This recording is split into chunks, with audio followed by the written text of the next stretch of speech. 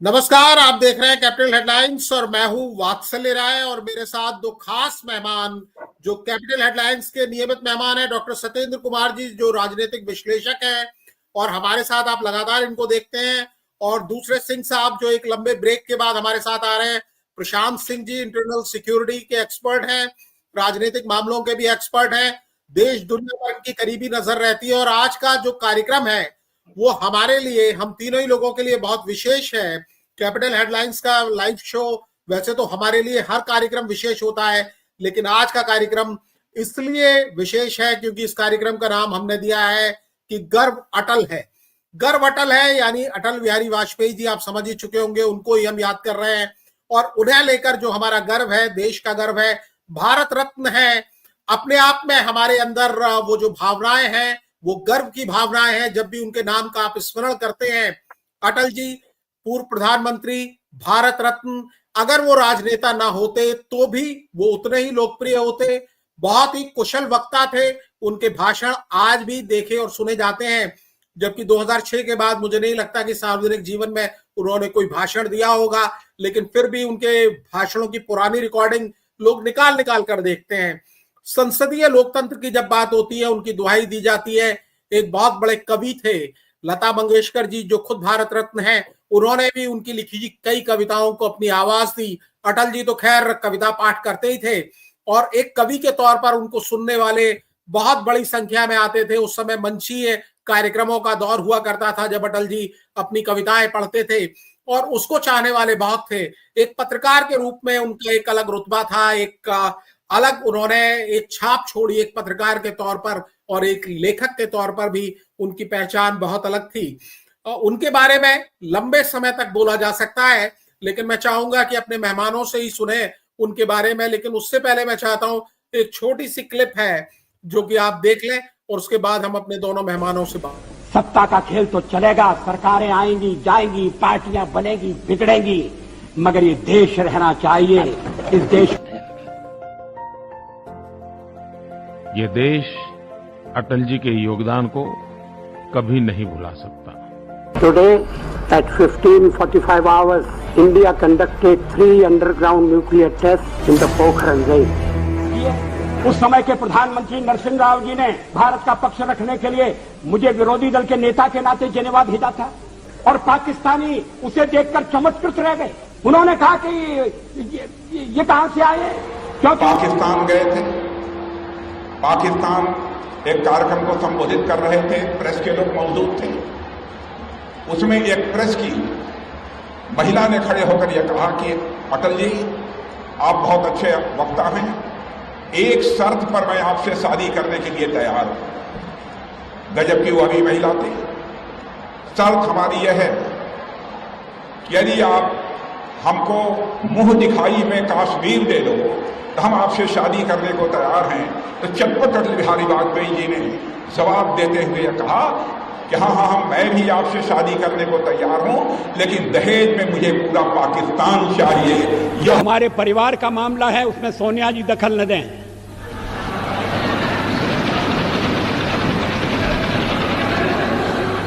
मैं प्रधानमंत्री हूं तो कांग्रेस की कृपा से नहीं, कांग्रेस के विरोध के बावजूद हूं। और जब तक लोग मुझे चाहते हैं मैं रहूंगा। जब कारगिल युद्ध चल रहा था तो राष्ट्रपति लिंकन ने मुझे बुलाया न्यूयॉर्क में, वाशिंगटन में। उन्होंने कहा कि यहां पाकिस्तान के प्रधानमंत्री आ गए हैं, आप भी आ जाइए, दोनों मिलकर बैठिए, हम सवालों को तय करेंगे। हमने कहा जब तक पाकिस्तान के कब्जे में भारत की 1 इंच भूमि है तब तक मैं बात नहीं करूंगा। और मैं अमेरिका नहीं गया, अमेरिका के दबाव में नहीं आया।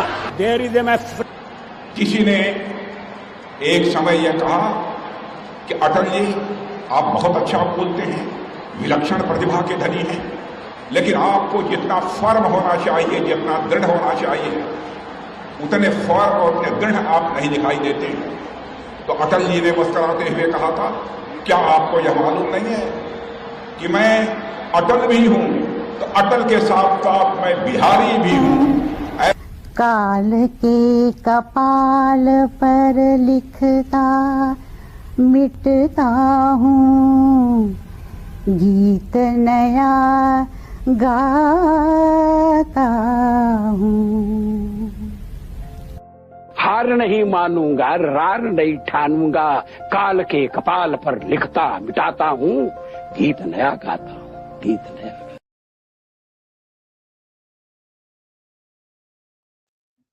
सिंह साहब, शुरुआत आपसे, क्योंकि आप बहुत दिनों के बाद इस कार्यक्रम में शामिल हो रहे हैं।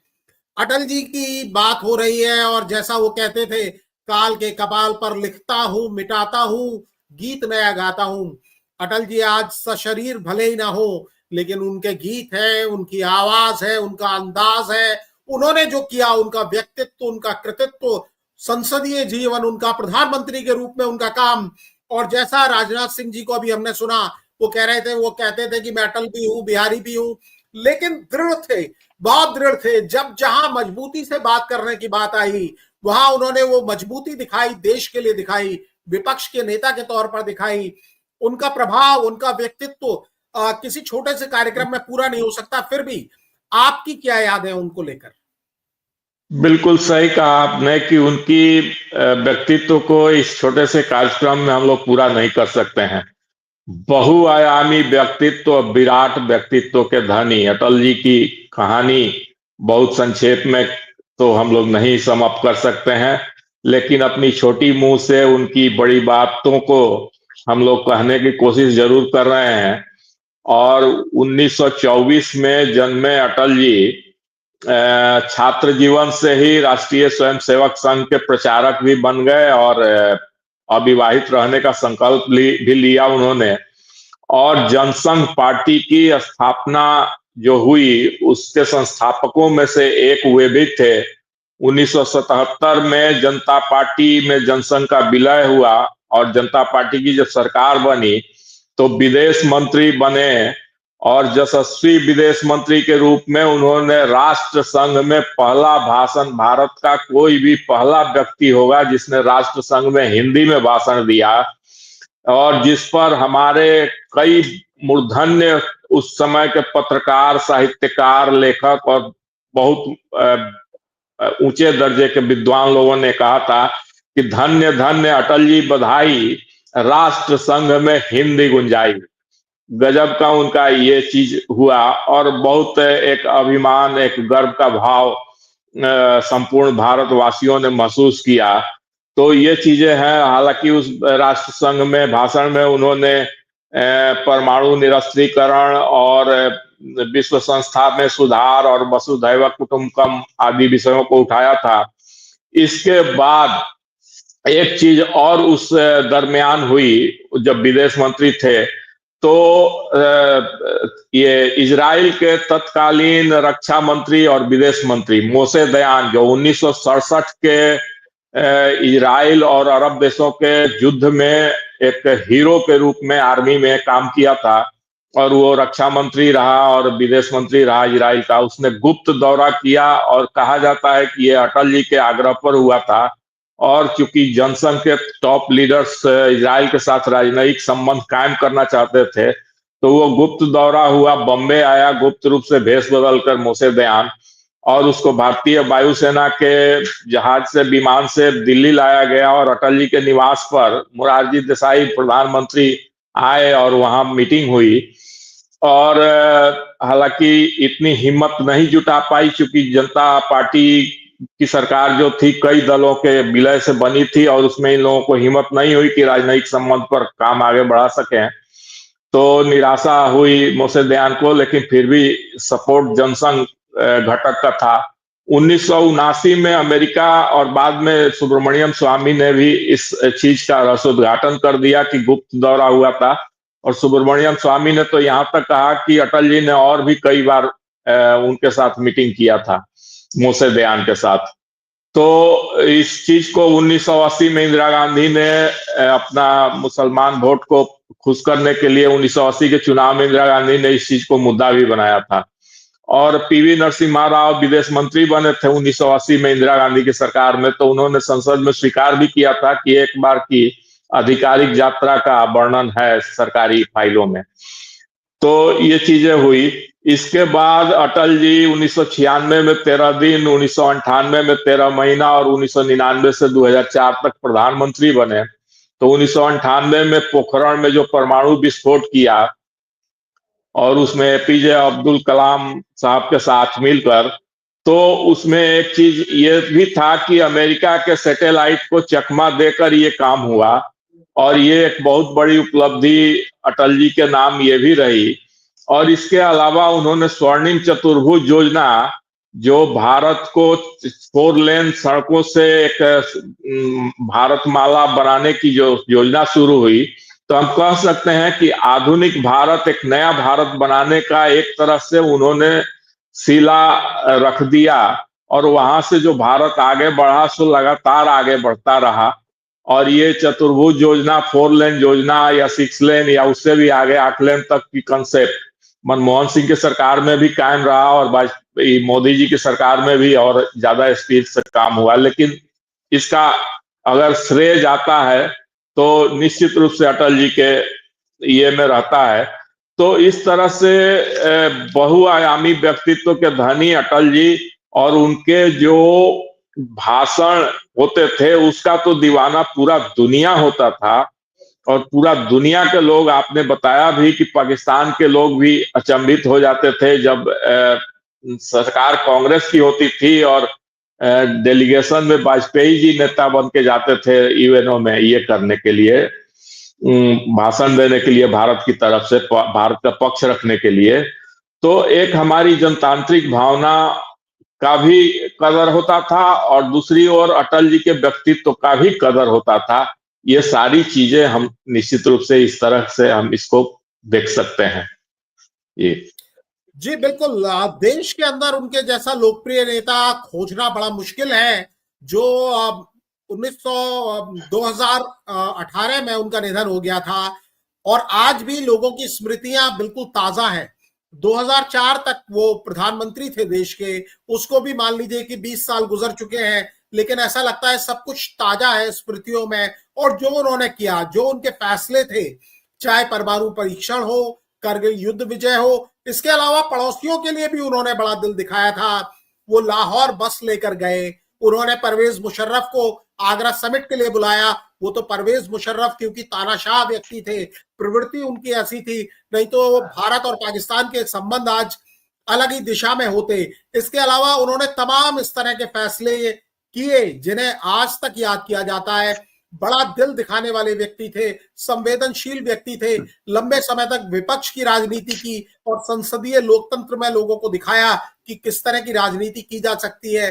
मुद्दे उन्होंने उठाया, भी हमने तस्वीर दिखाई थी कि बैलगाड़ी में बैठकर भी वो संसद गए थे पेट्रोल के दाम पर आवाज उठाने के लिए, आम जनता की आवाज को पहुंचाने के लिए।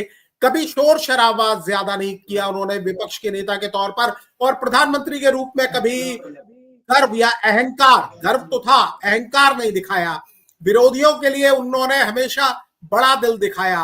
और वो कई बार उस संस्मरण को भी बताते थे कि 1977 में जब वो विदेश मंत्री बने और उनके स्टाफ में से किसी ने पंडित नेहरू की तस्वीर हटा दी थी, तो उन्होंने उस तस्वीर को दोबारा रखवाया। डॉक्टर साहब, आपका भी बड़ा लंबा एक अनुभव है राजनीतिक क्षेत्र का, आप पत्रकार तो हैं ही और आपने भी बड़ा एक लंबा कार्यकाल देखा है अटल जी का। आपकी क्या यादें, आपका क्या अनुभव, आप किस तरह से उन्हें याद करते हैं? देखिए वात्सल जी, अटल जी के बारे में जो कुछ भी कहा जाए बहुत कम होगा। मेरे जैसा व्यक्ति उनको सुनने के लिए पटना के गांधी मैदान में अक्सर जाते रहा, और मैंने बहुत सारे लोगों को देखा जो विरोधी पार्टी के होने के बावजूद भी सिर्फ उनको सुनने के लिए गांधी मैदान में नीचे पीछे बैठा रहा करते थे, लेकिन उनको सुनने आते थे सामने से। ऐसा उनका व्यक्तित्व था। बहुत सारे काम उन्होंने किए। जो राष्ट्र से ओत-प्रोत मैगजीन का उन्होंने पत्र पत्रिकाओं का उन्होंने संपादन किया, पांचजन्य का, राष्ट्र धर्म का और का। सबसे बड़ी खूबी उनमें थी जोड़ने की प्रवृत्ति, क्योंकि वो कहा करते थे कि दोस्त तो बदल सकते हैं लेकिन हम पड़ोसी नहीं बदल सकते हैं। इसलिए इस चीज को सामने रख करके वो हमेशा जोड़ने का काम किया।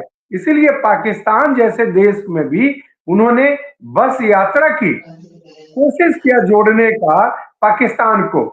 और इनके विरोधी पार्टी की सरकार रहने के बावजूद, ये विरोधी पार्टी में थे, इसके बावजूद देश की सरकार ने यूएनओ में इनको अपना प्रतिनिधि बना करके भेजा, क्योंकि ये लोग जानते थे, सब लोग जानते थे कि ये जोड़ने का काम करते हैं, इसलिए इन पर भरोसा करके इनको भेजा गया और इन्होंने हमेशा भरोसा कायम रखा। और ये चीज तो उनमें प्रतिभा की कोई कमी नहीं थी, ये तो पंडित नेहरू भी देख रहे थे शुरुआती दौर से। जब ये पहली बार संसद में गए और इनके जो भाषण हुए उसको देख करके नेहरू जी ने कहा भी था कि एक दिन वाजपेयी देश के प्रधानमंत्री बनेंगे। और देखिए कितने विनोदी स्वभाव के थे, कितने सरल थे और कितने स्पष्ट थे।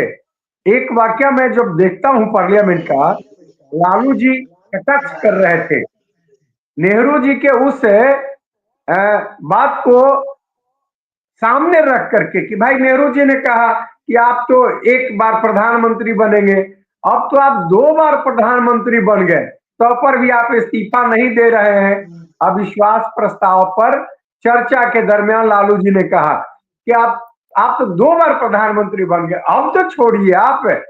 तो जितने खिलखिला करके हंसे वाजपेयी जी जब उन पर कटाक्ष हो रहा था, दूसरे लोग तमा सकते थे, लेकिन कितने सरल थे, इसको उन्होंने उसी विनोद में लिया और जितने खिलखिलाहट के साथ हंसते हुए पार्लियामेंट में देखे गए वाजपेयी जी आराम से बैठ करके, ये काबिले तारीफ है। ऐसे व्यक्तित्व का धनी आदमी वाजपेयी जी।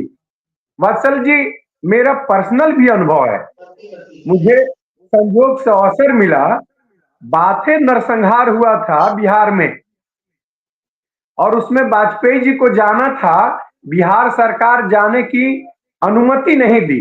अंत में बीच से ही वो लौट करके चले आए और पार्टी कार्यालय में लोगों से मिल रहे थे। तो उत्सुकतावश मैं भी उनसे मिलने गया और इतने विराट व्यक्तित्व के आदमी के सामने जब मैं गया वहां, तो मुझे नहीं लगा, महसूस नहीं हुआ कि वाजपेयी जी इतने बड़े व्यक्तित्व के धनी आदमी और इतने सरल होंगे। बहुत प्रेम से उन्होंने मुझसे बात की, जो हम बात करना चाहे। मैं तो भाई सम्मोहित था, क्योंकि मेरे नजर में इतने बड़े आदमी और सामने ये अपने आप में ताज्जुब की बात थी, लेकिन उन्होंने जो बातें की कह नहीं सकता।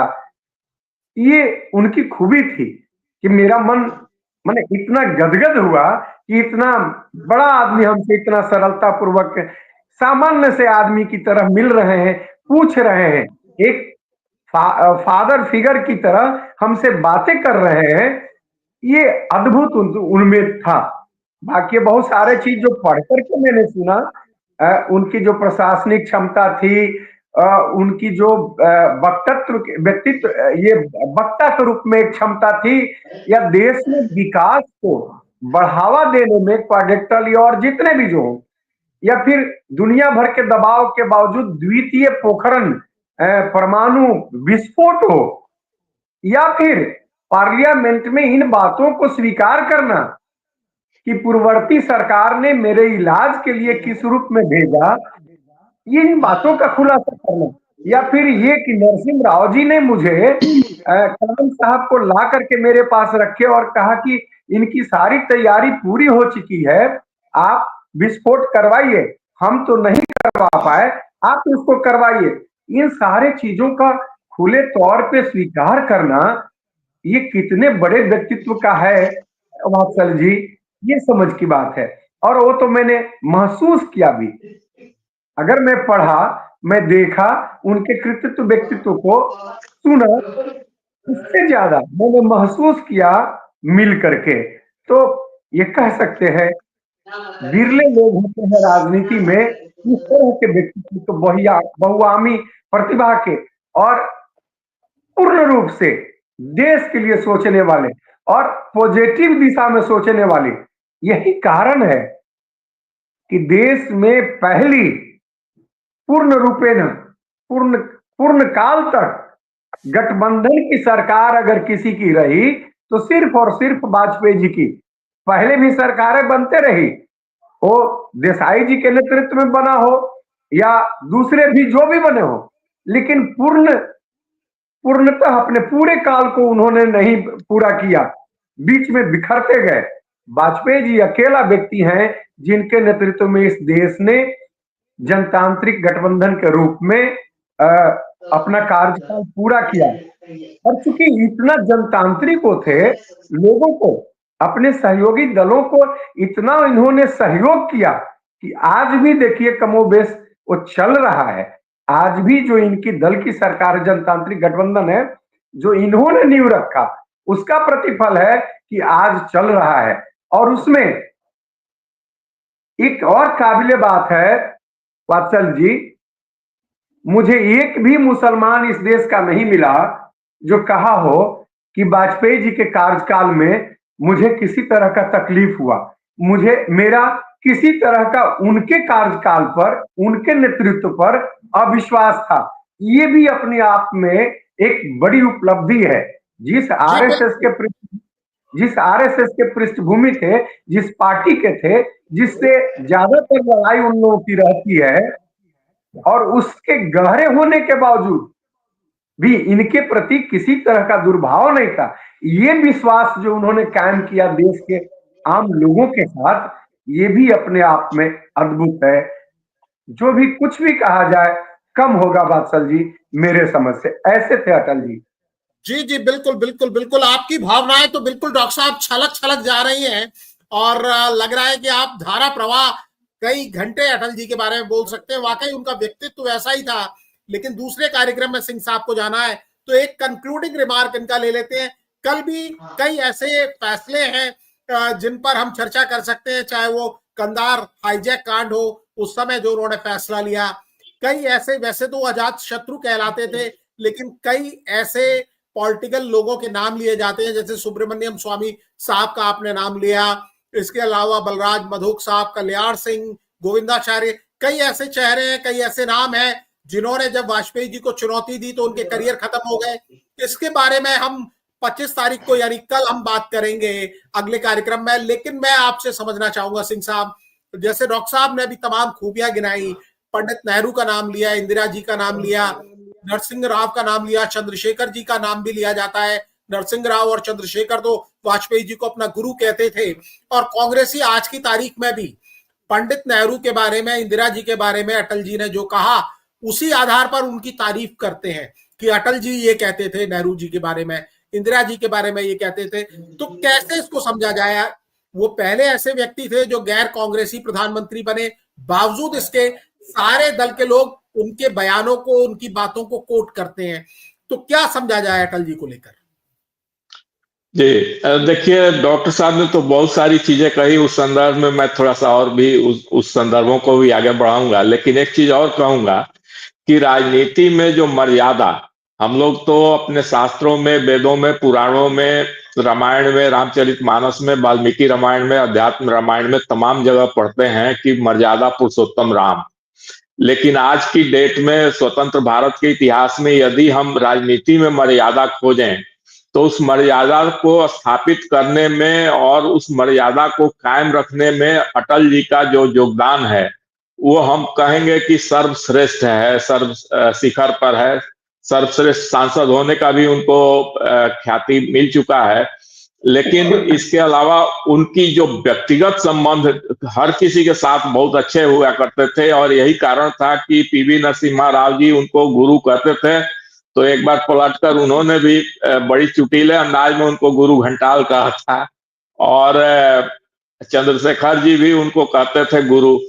तो ये तमाम चीजें हैं। लेकिन कितनी मर्यादा उन्होंने स्थापित की थी भाषण में। तो जब डॉक्टर साहब ने कहा कि गांधी मैदान पटना में उनका भाषण होता था तो सुनने जाते थे, निश्चित रूप से मैं भी एक बार उनका भाषण सुनने गया था।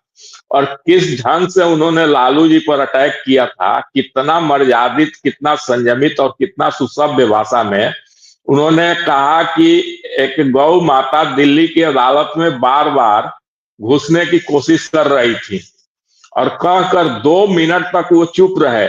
और इतनी बड़ी भीड़ थी गांधी मैदान में और चारों तरफ भरा हुआ था और इतनी भीड़ एकदम शांत हो गई, पिन ड्रॉप साइलेंस हो गया। सब लोगों को लगा कि अगला बात क्या बोलेंगे, इसके लिए सब लोगों ने अपने कान खड़े कर लिए और एकदम चुप्पी सध गई। लगता था कि जैसे 2 आदमी भी नहीं बैठे हो गांधी मैदान में, जबकि 2 लाख से भी ज्यादा की भीड़ होगी। तो 2 मिनट मौन के बाद वो बोले कि बार बार उनको सिक्योरिटी वाला भगा देता था, तो जज महोदय की नजर पड़ गई तो उन्होंने कहा कि भाई गौ माता की क्या शिकायत है, उनको आने दिया जाए कोर्ट में। तो कोर्ट में आने दिया गया और पूछा गया कि गौ माता क्या आपकी शिकायत है। तो गौ माता ने कहा कि मुझे आप एंटीसिपेटरी बेल दे दीजिए। तो जज साहब ने पूछा कि आपको एंटीसिपेटरी बेल की जरूरत क्यों पड़ गई। तो उन्होंने कहा गौ माता ने कि सुना है कि बिहार में चारा खाने वाले जेल जा रहे हैं, तो मैं भी चारा खाती हूं। इसके बाद जो ठहाका लगा, वात्सल्य जी आप कल्पना नहीं कर सकते हैं कि गजब का मैसेज गया और गजब का अंदाज था। ये अटल जी थे। ऐसा चीज अटल जी के अलावा कोई और व्यक्ति इस ढंग से इस चीज को नहीं प्रस्तुत कर सकता है। इतनी जबरदस्त उनकी ओजस्विता, उनके सारगर्भित भाषण, उनके मतलब बोलने का अंदाज, बोलने का ये मतलब उसको हम लोग शब्दों में, हम लोगों के बस की बात नहीं है उनको शब्दों में पिरो देना, उनके व्यक्तित्व को, उनकी वाणी को। मुझे याद है कि साप्ताहिक हिंदुस्तान हुआ करता था, एक बहुत ही देश का प्रतिष्ठित हिंदी उत्तर भारत का प्रतिष्ठित साप्ताहिक पत्रिका, और उसके जोशी जी संपादक हुआ करते थे और बड़े बड़े दिग्गज लोग संपादक हुआ करते थे। और उसका एक स्तर था, उसमें उन्होंने एक छोटी सी अपनी कविता भेजी थी और लिखा था कि यदि आपको पसंद आए तो छाप दीजिए, अन्यथा रद्दी की टोकरी में डाल दीजिए। उस पत्रिका साप्ताहिक हिंदुस्तान के पत्रिका के संपादक ने लिखा था कि टाले से कब टले जब नाम स्वयं अटल है। आपकी कविता को हम टाल दें, ये कैसे हो सकता है। तो ये चीजें थी अटल जी के बारे में। और लक्ष्मणपुर बाथे नरसंहार के बाद की बात कही डॉक्टर साहब ने, तो मैं भी उनके साथ वहां गया था। उनको जाने नहीं दिया गया प्रथम दिन, तो 2 दिन और पटना में प्रवास कर गए। और उस टाइम वो एसपीजी प्रोटेक्टिव हो गए थे, क्योंकि 13 दिन प्रधानमंत्री रह चुके थे 1996 में, और उसके बाद की ये घटना है लक्ष्मणपुर बाथे का नरसंहार। तो उनको एसपीजी का प्रोटेक्शन मिल चुका था और उस नाते उनको एक दिन जाने नहीं दिया गया। 2 दिन और प्रवास उन्होंने पटना में बढ़ा दिया और तीसरे दिन वहां लक्ष्मणपुर बाथे गए। तो मैंने देखा कि जिस गोविंदाचार्य पर उनकी भ्रिकुटी तनी हुई थी, उस गोविंदाचार्य को लाल कृष्ण आडवाणी जी ने कहा था कि उनको खुश करने के लिए उनका आप पूरा प्रबंधन आप ही करेंगे। तो उस पूरी यात्रा का प्रबंधन गोविंदाचार्य अपने से कर रहे थे और अटल जी के आगे पीछे का सारा कार्य वो संभाल रहे थे। और पटना में भी सारे उनके आगे पीछे का काम संभाल रहे थे। लेकिन अंततः वो गोविंदाचार्य जी को माफी नहीं मिली और उनको किनारे लगा ही दिया गया। और आपने और भी नाम गिनाए, उसमें एक कल्याण सिंह का नाम भी आपने छोड़ दिया, वो भी उनके को भाजन बने थे जी। तो ये सब चीज, लेकिन अच्छा, उसके बारे में हमने सोचा है कि कल चर्चा करेंगे, क्योंकि कल चर्चा करेंगे जी। जी ठीक है। तो ये सारी चीजें थी। तो ये संदर्भ है अटल जी के बारे में। और अपने बाकी चीजें तो डॉक्टर साहब ने भी बहुत सारी चीजें विस्तार से कही। और उनकी जो ये थी सिंपलिसिटी, सादगी, जिसमें डॉक्टर साहब जैसा, माने हम लोग तो छोटे स्तर के लोग हैं और डॉक्टर साहब को उतना एक सौभाग्य की बात है कि उनके साथ इंटरेक्शन का मौका मिला। और मैंने देखा है कि संदेश जैसे छोटे से जगह में जाकर भी उन्होंने चुनाव का प्रचार किया था। भोजपुर जिला में एक छोटा सा ब्लॉक हेडक्वार्टर में, तो वहां भी मैं एक बार उनका भाषण सुनने गया था। तो ऐसे थे अटल जी। निश्चित रूप से उनको जितना भी उनके विषय में बखान करें उतना कम है। जी बिल्कुल, जितना उनके बारे में कहा जाए उतना कम है, समय कम पड़ जाएगा। एक लंबा संसदीय जीवन, 4 दशक से ज्यादा का समय, लोकसभा में भी रहे, 1957 में पहली बार चुनकर गए, 2004 तक रहे लोकसभा में, इस बीच में 2 बार वो राज्यसभा के भी मेंबर रहे, और जो काम किए उन्होंने, सारी दुनिया उसके बारे में जिक्र करती है, पड़ोसी भी करते हैं। भारत में तो खैर उन्होंने कश्मीर की भी अगर आप बात करें तो कश्मीरियत, इंसानियत, जमहूरियत का उन्होंने जो बात कही थी वो आज भी दोहराई जाती है। बाकी देश भर के किसी भी हिस्से में आप चले जाइए, दिल्ली के एलीट क्लास के वोटर्स ने उनको कई बार चुना, इसी तरह लखनऊ के लोगों ने जो नफासत के लिए पसंद है 5 बार उनको चुना। उत्तर प्रदेश और मध्य प्रदेश से तो खैर उनका एक खास रिश्ता था, बिहार से उनका जो रिश्ता था उसके बारे में सिंह साहब और डॉक्टर साहब ने बात की। कुछ बातें और भी हैं, उनके व्यक्तित्व के कुछ ऐसे पहलू हैं जिन पर लोग सवाल भी उठाते हैं, उन सवालों पर भी चर्चा जरूरी है। उस सवाल का एक पक्ष तो सबके सामने आता है, दूसरा पक्ष सामने नहीं आ पाता। इसके बारे में हम अगले कार्यक्रम में बात करेंगे जिस तरह से वो खान पान के शौकीन थे, और जैसे उन्होंने शादी नहीं की इसका मतलब ये नहीं था कि उन्होंने प्यार भी नहीं किया, उनकी प्रेम कहानी भी बहुत चर्चित है। इस सब के बारे में भी हम बात करेंगे। और आज जो हमने बात की एक श्रद्धांजलि देने के लिए, क्योंकि इतने बड़े व्यक्तित्व जिनके लिए हर किसी के दिल में सिर्फ और सिर्फ आदर है, चाहे आप उनको राजनेता के रूप में पसंद करते हो, कवि, लेखक, पत्रकार के रूप में, लेकिन आदर से ही उनको याद करते हैं। डॉक्टर साहब आपने चर्चा में हिस्सा लिया, सिंह साहब आपने चर्चा में हिस्सा लिया, और तमाम जिन लोगों ने देखा उन सभी का भी आभार। आप दोनों का धन्यवाद। नमस्कार।